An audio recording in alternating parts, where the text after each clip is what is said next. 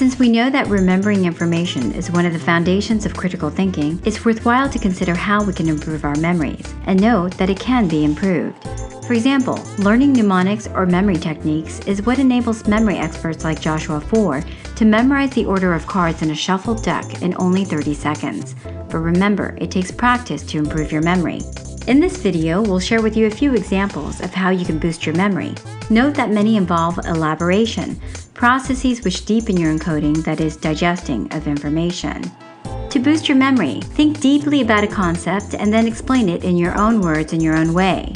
Consider how the new concept connects with concepts you already know. New information is easier to remember if it can stick to or hook up with information already in your brain. So, if you can prime yourself for new material by thinking about similar content, you'll remember more of the new information. A few ways in which you can do this is to create a concept map, an outline, or a sequence of steps depending on the type of information to be learned. Consider how the concept relates to you personally. This boosts our memory because our brains are designed to pay more attention to things which are relevant to us. Other mnemonics include grouping items together by meaning. For example, when students learn to read music, one of the phrases they memorize is "every good boy deserves fudge." This phrase helps students to remember what note each line on a music staff denotes. Encode information through as many sensory systems as well as motor system as is possible. In other words, learn your concepts by experiencing them whenever possible. Instead of learning about a strawberry from reading a textbook, you would have a deeper understanding of a strawberry if you were also able to feel, smell, and taste one. Learning about a concept in this way also multiplies the retrieval cues you could use to recall the information. And in the case of vision, you'd also be taking advantage of one of the most powerful systems in our brains. Here are some examples of how you could use the visual system to boost memory.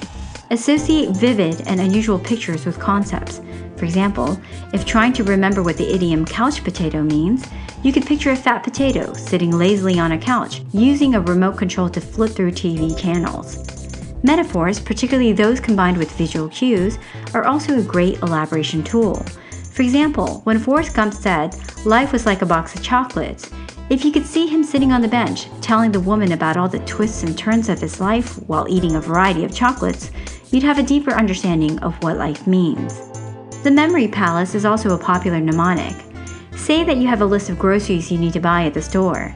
Start by visualizing a house with a fair number of rooms. Then imagine going through the house and mentally dropping each of your items into a room.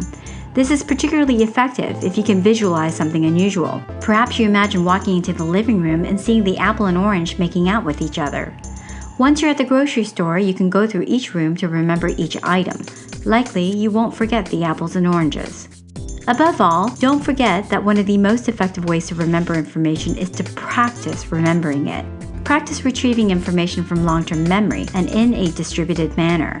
If you are learning new information, you want to wait long enough so that some forgetting occurs, such that it takes effort to recall the information.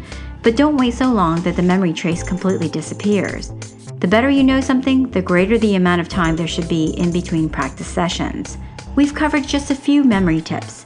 There are many more, and you can learn about them by going to the Learning Center, taking the Science of Learning course offered by the School of Education, and by reading the books listed in the relevant and recommended resources at the end of this video. There are also numerous internet sites which describe mnemonics, and you can find them by simply Googling mnemonics.